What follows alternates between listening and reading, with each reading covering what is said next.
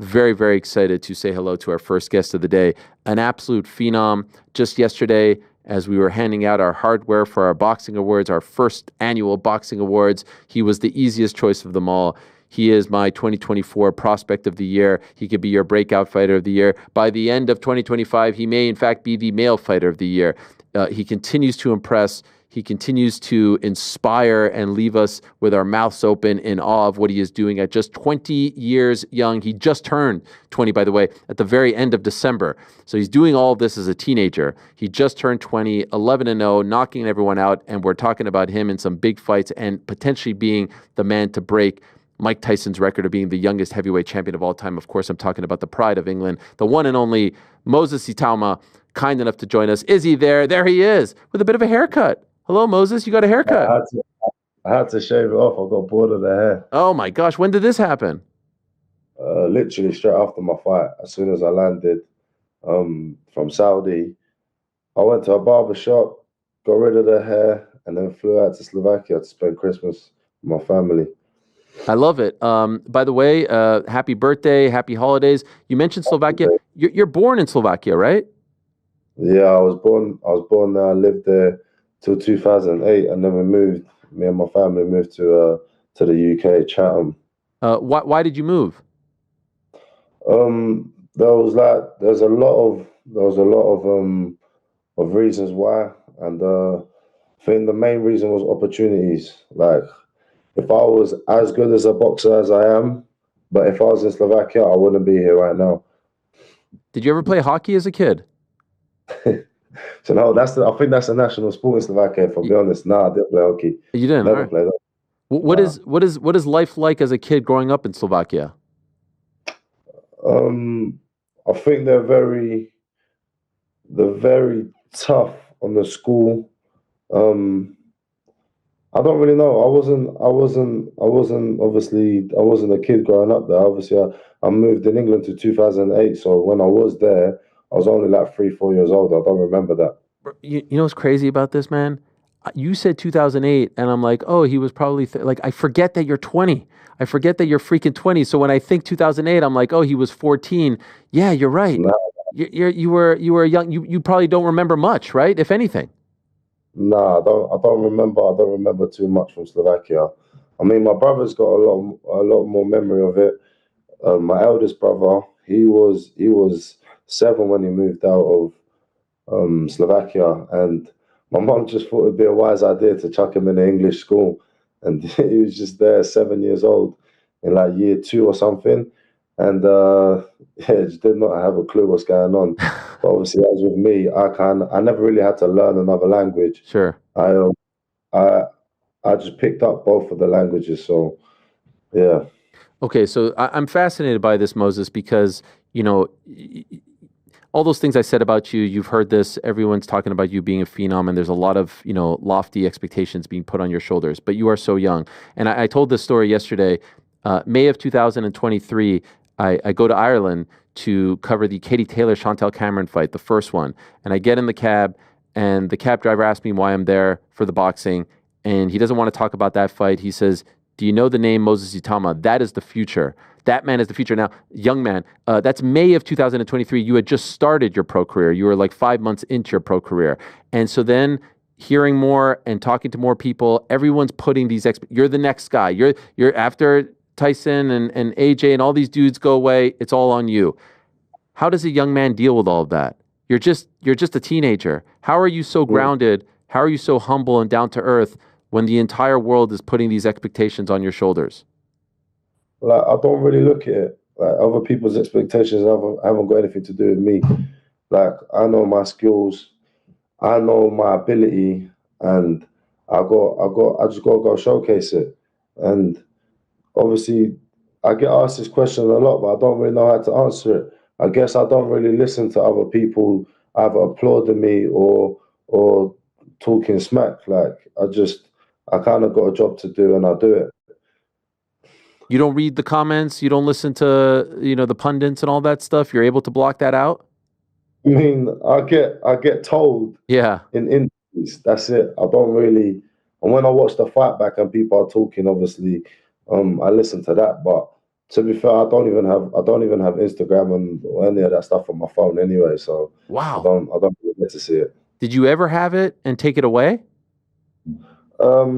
Yeah, I did, but it just got too much. It just got too much. So I took it all off anyway. But it's not anything special. It's just it was too many, um, just too many people, too much attention. I don't know why. I just prefer to be, you know, Yeah. but, But you understand that in its own right is very mature of you. Most teenagers don't have the willpower to get rid of that stuff. Did someone say to you it would be in your best interest to do this, or did you make those decisions on your own? no, do you know, I was constantly on my phone, and then I was just like, I'm in a restaurant with my whole family and everyone. I'm on Instagram, whatever. So I was just like, yeah, this has got too much. So I just deleted it, and I literally just came back from Marrakesh yesterday, and I spent 4 days there. And obviously, being off social media while I was out there made me actually be enjoy being in the moment. So I was like, when I came back to England, I downloaded Instagram again, and then I was on it for about like an hour, and no, not an hour, maybe like half hour or something like that. And then there was just all them opinions, all them voices. I just got sick of it, so I deleted it again. Good man. I love that. Good man. Could I ask this journey? How did it all start? Who introduced you to boxing? Um, where I'm from, Chatham, there's a school called Greenacre Academy, and that's the school that me and my brothers went to. And Carol was in a class. Who's my older brother? My older brother was in a class with two boxers or three boxers, and they were talking about boxing, and he wanted to get involved in the talks, and he joined the gym, and then two about 3 months later, I think he had his first fight. Then a couple months after that, won his first national title. And then he said, "Why don't you do this?" And obviously, I wasn't doing much, so I said, "All right, cool." I strolled by the gym. Um, my first couple of sessions, I was sick. I threw up. I didn't like it, so I quit. And then I went into playing football. And then I just got bored of football, so I went back into boxing. And now look, I'm sitting here, you know, Yeah. as as a all the stuff that I won as an amateur and a professional, and we're nowhere near even the middle.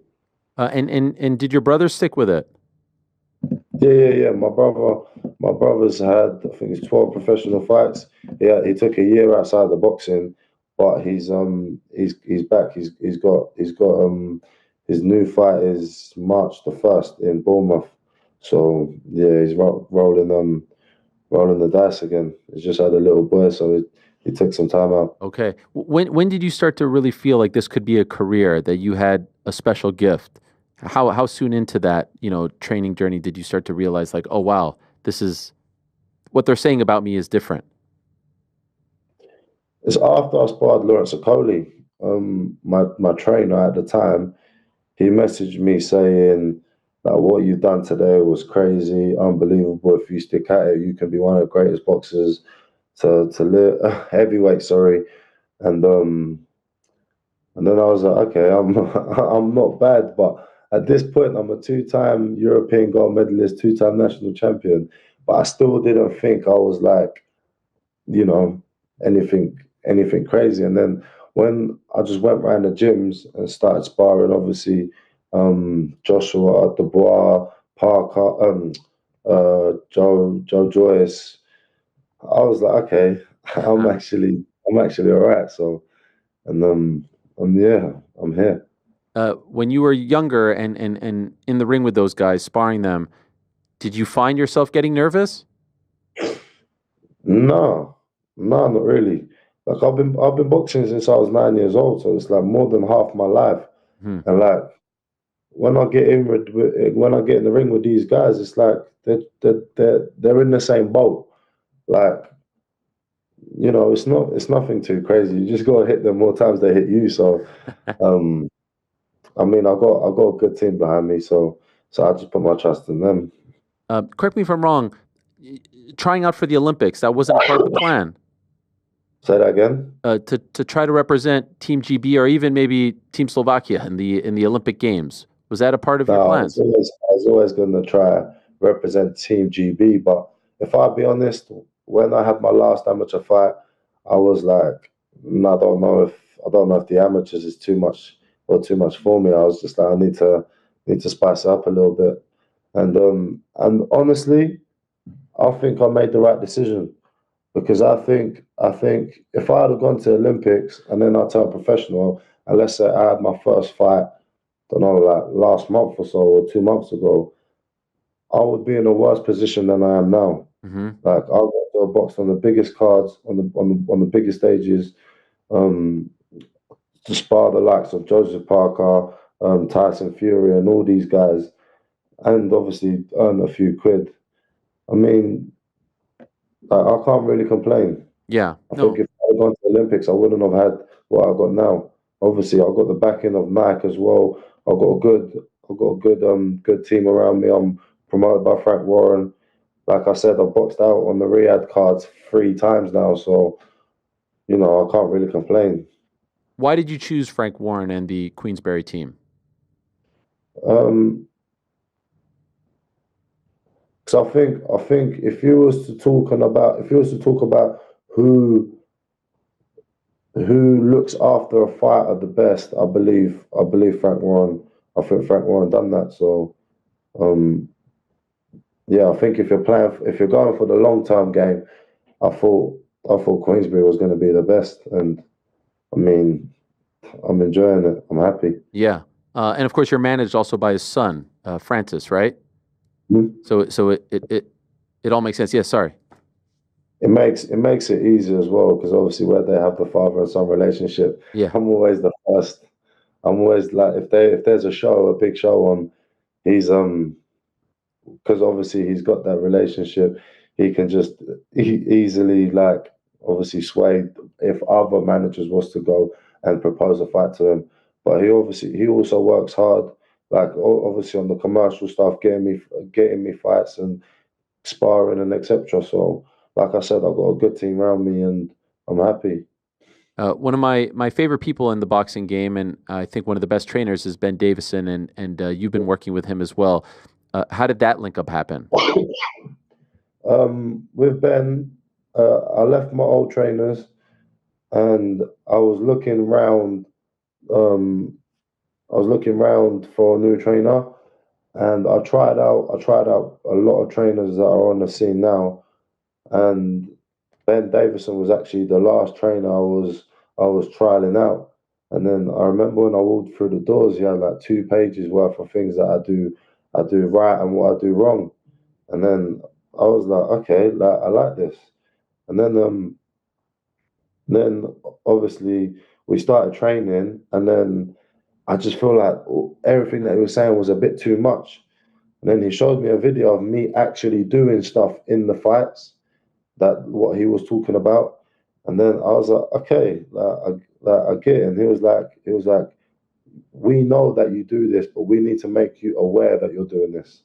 Wow. And I was like, okay, like I like this. So, I think we got a good team, like I said.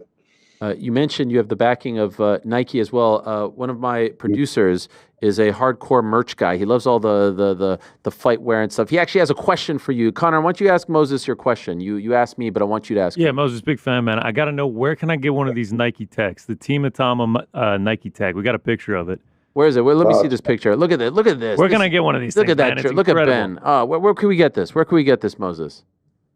Do you know what? I don't know. I don't know. What? We've been asked this question so many times. I think me and the team got to sit down and have a talk because you are not the first one asking these questions. I mean, they're incredible. You got to start selling them, man. Say that again. I said they're incredible. You got to start selling them. I mean, we'll see. The Nike is clean. They are nice tracksuits, though. They're splendid. In fact, I thought when you were kind of going like this, I thought you would be like, you know what? I'll put in a word. I'll ship a few to the studio for you guys for the support. And what do you hit us with? You hit us with you don't know? You don't know how to get them? What are they, 1-on-1? No, it's not that. It's just not that easy.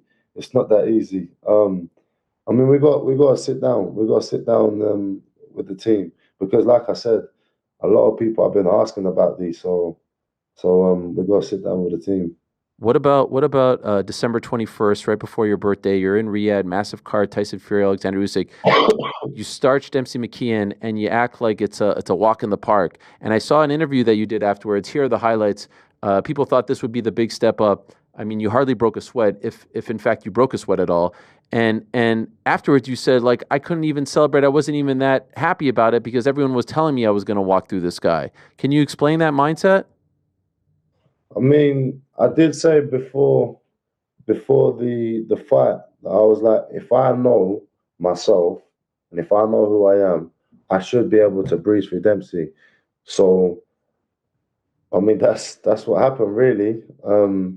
It is no shock to me, really. Like I said, I did say beforehand, and then obviously I went out there and done it. I just confirmed that I am who I think I am. You know. Mm. And so, who are you right now? Like, the heavyweight division is a fascinating place. I heard some talk of Philip Hergovich.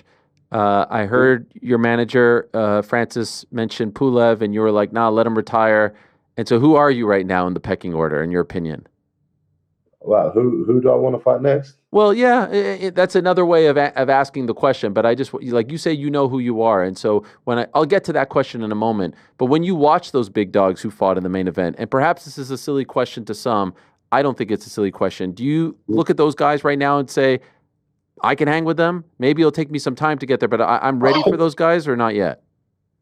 I done an interview this morning, and the interviewer said that I'm getting better with these interviews. Like I'm coming out my shell more. And I just simply said, when you was interviewing me, I'm not just waffling on here. No, It's gonna come back to the point. I get it. I get So it. when you interviewed me 2 years ago, I just turned professional, and like the questions you was able to ask me were only about my future. And when I talk about my future and what I think I can do, it's just gonna sound like I'm bragging. So that's why I felt it was so hard answering questions and answering this because it's like it's nothing that I can talk about. It's nothing to talk about that I've already done. It's just what I'm gonna do. And obviously, when I talk about what I'm gonna do, it just sounds like I'm bragging. So with your question, it's like, what do I see myself? I see myself as the best in the world, but that's gonna sound like I'm bragging. But I know who I am, and in 2 years' time you're gonna be like, okay, cool. Now I see why he's so confident. That's why, like back then when I was doing the interviews, I was like, why is this kid so confident? And obviously now that I've showed a little bit, people are starting to understand why I've got it. It makes total So sense to obviously me. in the next 2 years, people are gonna see why I am confident. Have you and your team decided who you want next, who you will fight next? Like we've never ever solid on an opponent. Like even Dempsey McKean, the reason how he came about was we called out like 15 names, and like not no one accepted the fight. And then um, I hear Dempsey was talking about me in the interview. Or I got sent an interview where Dempsey was talking about me, and I sent it to my manager, and I was like, right, let's focus on this man here and let's make this fight happen. And and then pulled a few strings together, and then that's the fight happened. Now we're doing the same thing. We're gonna call out a couple of names, and who accept the fights accept the fights. Okay, so let's call them out. Who are the names? I mean, Justice Hooney had a good win today. Yeah. Uh, he can get it. Pulev. I mean, I personally don't want to fight him because he's old and but he has won a version of the world title, so I guess he can get it. Hergovich, he's a very, very well ranked contender, which I would probably want his position, so he can get it. I mean, Otto Wallin, if he beats Derek Chisora, he can probably get it. I mean, the list is endless. The fights that could be made, the heavyweights, they're good. They're good fights. Yes, and those are names, right? Those are like the guys before the guys at this point, and so you are ready for those names. And so these are the stats for those scoring at home. Mike Tyson won his first world title at 20 years and 145 days old with a second round KO victory over Trevor Burbeck in November of 1986. I was 4, you were negative 30. You're currently 20 years old and 11 days, okay, as of today. So to break Tyson's record, do you know the date? Do you know the date that you have to get a belt? To break? May or something, isn't it? Yeah, May 21st. That's my brother's birthday. Man, the stars have aligned. How confident are you that you can make this happen? I mean, if you was to say how confident am I in beating the heavyweight champions in the world, I'm very confident. But in order for me to achieve it, I need to be put in position to achieve it. And like, if I get the shot, then I'm taking it, and I'm confident that I can do it. It's just whether I get the opportunity. Obviously, boxing now and boxing 30 years ago is different sports. Mm-hmm. Obviously, you've got a lot of stuff that you can't control, and like, I mean, my job is to knock people out, and that's what I've been doing. So, as far as I know, I'm doing my job correct. And if the world title comes, it comes. By the way, your mates, like your non-boxing friends, do they gas you up? Do they try to, like, make your head so big? Are they supporting and traveling to your fights, and while you're becoming a world-renowned superstar? Yeah, yeah. Do you know what it is? See, since I turned professional, my circle has just shrunk massively, and there's only a fair few friends that I got left. I mean, I think most of the friends that I got now are just in boxing. Got it. So I don't really have too many outside of it now, and I just spend more time with my brothers. And my brothers, they gas me up when I need to be gassed up, and they definitely humble me when I need it as well. So yeah. By the way, I don't know if you remember that. Of course, you remember what a night it was. It was a hot August night in beautiful Paris, France, and there were a ton of celebrities there. LeBron James was there. I saw him. Kevin Durant, Simone Biles. Everyone was on the streets of Paris. But from afar, 100 yards or so away, I saw the future king of the heavyweight division from afar. And so I made a beeline through all the celebrities, and there you were standing. And I went up to you and I said, "Hello, are you Moses Itauma?" I recognized you. I'm the one who came up to you, right? You had no idea who I was. You were like, "Who's this fanboy asking to take a photo?" But I wanted to say that I took a photo with the future king of the heavyweight division. Do you remember this night? And why were you in Paris? Were you there to check out the boxing? No, I was actually there to watch the Olympics. I mean, Paris is only a 3-hour drive from where I live, so um, I mean, I was like, why not? I think I just boxed. I think I beat Marius Whack, and then the next day I brought a car and we drove to Paris. Um, yeah, I think, yeah, you came up to me and I was like, I recognize the face, and then we started speaking, and then obviously you told me your boxing knowledge and whatnot, and I was like, okay. I think, do you know how I heard about you? I think it was. I used to watch Rampage Jackson. Come on. I think he's hilarious. Yes. And used two interviews he does. It's funny, I can't lie. And then obviously I've been following. I do follow a lot of, obviously, of the UFC and yeah, and then obviously kind of kick stuff from there. Yeah. Are you a UFC fan? I would say yeah, but only like, I'm not a big UFC fan, but I like certain fighters. Like who? I mean, at the minute, I like Hamzat. I like his charisma, like outside of the ring. Yeah. I do like his charisma. But obviously, the Rampage Jacksons, the John Jones, the Conor McGregors, the Khabibs, and all them. The obviously, I love watching. I love watching more of their stuff outside the ring as well. The Yeah. UFC or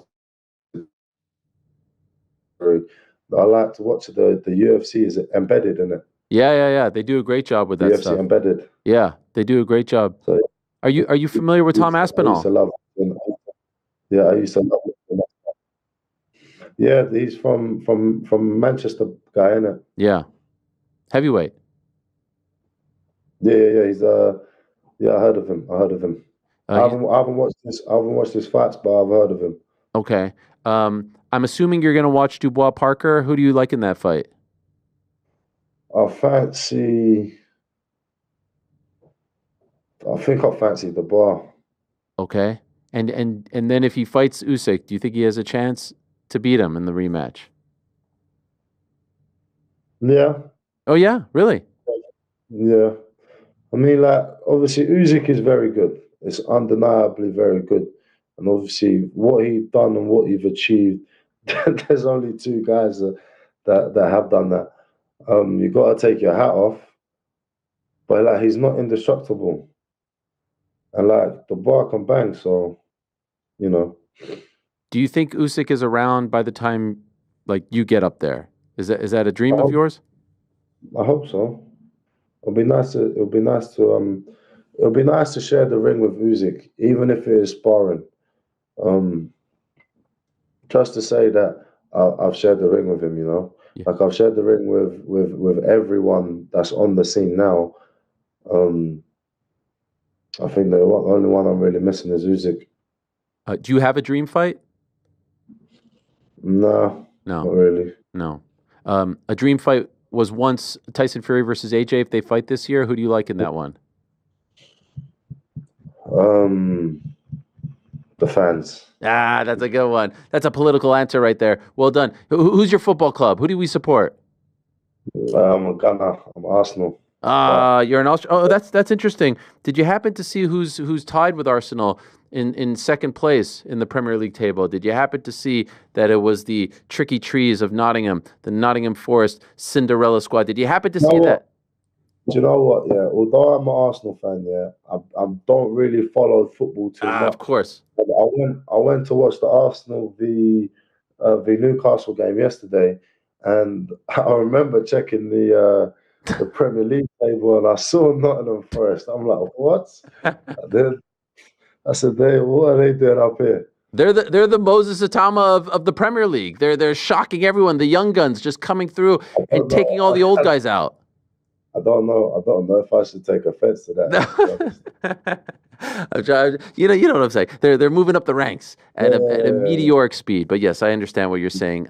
Very fun to watch you compete, my friend. And I'm wondering before I let you go, when do you think we'll see you again? Any inclination? Any talks? Mid March. Mid Mid March is what I've been told. in the UK? Yes, I believe so. Yeah. Which part? Liverpool. Ooh, interesting. I don't know if I'm allowed to say that. Yeah, you're allowed. No one's watching. It doesn't matter. And who do you think it is? Who do you think it is? We don't know yet. We literally just before I jumped on this call, um, I was talking with my team to see who the next victim is, I but we love don't know yet. We don't know yet. I love the way you phrase that. You're like a stone cold killer. It's unbelievable, and it blows me away how wise you are and how mature you are. It's really fun to watch. So, um, yeah, it seems like you have great people behind you. Keep your head on straight. Don't let. And by the way, can I just say before I let you go, don't let those UK media guys don't let them kick you. All right, because I see the way they treat some of the other sports stars over in the UK, and I don't like it. They disrespect you guys. They take you guys for granted. And so if you ever want a fair shake, you come to us over here. Don't listen to those guys. You know what I'm talking about. We'll treat you right over here. We'll treat you with respect and professionalism, okay? So keep doing your thing. You'll break those records, and I'm looking forward to that rise. And we'll always have that night in Paris, Moses. You and I will always have that night, that chat that we had on the streets. Thank you very much. Oh, there it is Thank you. again. What a time it was. What a time it was. But I do like the short hair, by the way. I do think it suits you well. Thank you, but I'm not gonna do it again. So you know what's funny? I've always wanted to go short, and I was like, I didn't want to go short because I was doing interviews, I was boxing and whatever. And then obviously after my fight, I was like, okay, cool, I'm not gonna box for a couple months. Now it's the time to do it. So obviously when I cut it off, I was like, okay, I don't really like it, but I'm not doing interviews. And then I get told, right, you're doing interviews next week. I'm like, I just shaved all my hair, but it is what it is. Nah, it's fine. You look great, my Don't really man. care about it too much. You got the whole So world in long your hand. it's all right. Enjoy it all. Well done. Congrats on the recent win, and looking forward to a massive 2025 from you and the Thank team. you So so well much. done. Thank you. Thank you for having me. Yeah, it's a It's a pleasure. pleasure. We'll have you on again soon, hopefully. There he is, the great Moses Itauma, an absolute superstar. If you're unfamiliar, get familiar, because you are going to be hearing this name for many, many years to come. The stats are as follows. The 28th of December, he turned 20 years young. Born in 2004. He said that he moved in 2008. I was like, oh, wait, 2008? You must be 12. No, he was born 4 years before Tyson Fury's pro debut in 2008, just to put it in perspective. Current WBO Intercontinental and WBA International Heavyweight Champion, 7 career first-round knockouts, including that recent one over Dempsey McKeon, went 4-0 in the year 2024 as a 19-year-old. And, of course, was on that Riad card, was a part of a couple of the Riad cards, and made his debut less than 2 years ago, January 28th, 2023. He's got about 5 months before he can actually break that Mike Tyson record, maybe a little less than 5 months. Let's see if he does it, but it really doesn't matter. As he mentioned, the boxing business is different. If he can get a win over a Hrgovic in the year 2025, Otto Wallin, those types of names, golly, he is well on his way. Don't know if he gets to the likes of Usyk, Fury, Joshua, whatever, Dubois, Parker, but they may be pretty much done by the time he gets up. Maybe not Dubois.